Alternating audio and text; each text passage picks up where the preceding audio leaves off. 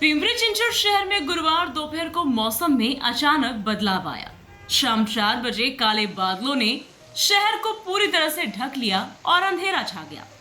उसके बाद कुछ ही देर में भारी बारिश शुरू हो गई। भोसरी में बिजली गिरने की घटना हुई और मोशी में 2 जगहों पर पेड़ गिर गए। मारुंजी में भी पेड़ गिरने की जानकारी सामने आई है। पिछले कुछ दिनों से लोग गर्मी से परेशान थे।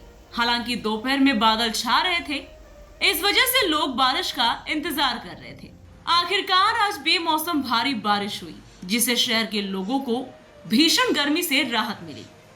अचानक शुरू हुई भारी बारिश की वजह से कई जगहों पर ड्राइवर और पैदल चलने वाले लोग फंस गए। कुछ लोगों को दुकानों की आड़ में इंतजार करना पड़ा।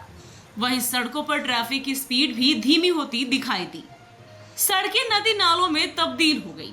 सड़कों का पानी दुकानों और मकानों में घुसने से लोगों की परेशानी बढ़ी। Bureau report, VSRS news, Pimpri Chinchwad, Maharashtra.